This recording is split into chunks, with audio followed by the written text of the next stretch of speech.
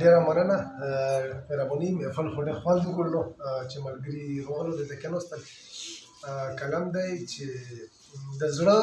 مارغه ته یې دانه په تندي خالي ښه د زړه مارغه ته یې دانه په تندي خالي ښه ورته خور کړی د تور زلفو جالي ښه خپلوان صاحب ښه مننه. د زړه مارغه ته یې دانه په تندي خالي ښه ورته خور کړی د تور زلفو جالي ښه یمه حیران پورته کوی څنګه دا بار د حسن یمه حیران پورته کوی څنګه دا بار د حسن چې په تا باندې رب دا دومره ډېر جمالي ښه ډېره مننه یمه حیران پورته کوی څنګه دا بار د حسن چې په تا باندې رب دا دومره ډېر جمالي ښه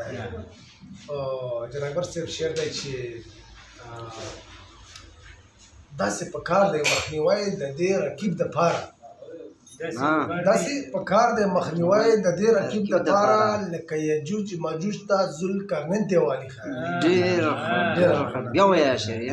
داسې په کار دی مخنیوی د دې رقیب دپاره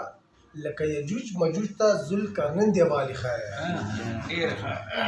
شعر دی چې هغه پښتون یم چې یو نوم د قهرمان لرمه هغه پښتون یم چې یو نوم د قهرمان لرمه ما د دشمن په هر سنګر توره وډالي ښه ډېره مننه. او بل یو شعر دی چې رنګین صاحب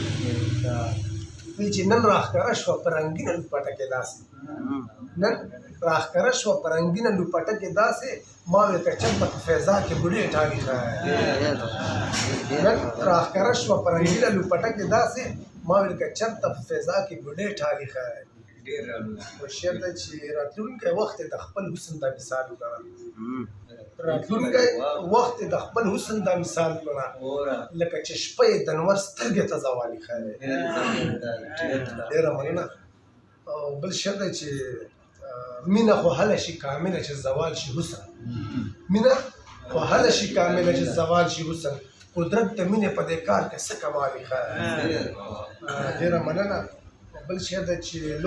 ربه په نیک عمل غني کړه زما زړه مسلمان ربه په نیک عمل غني کړه زما زړه مسلمان لوی امتحان دی راته مخکې د جالي ښه ربه په نیک عمل غني کړه زما زړه مسلمان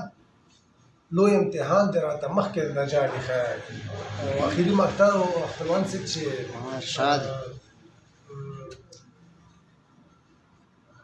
ځکه هتیار د وصال غواړم عاجز افریدی ځکه هتیار د وصال غواړم عاجز افریدی ریبار مې کاڼی د رقیب سره د کالي ښه ډېره خوندوره کلام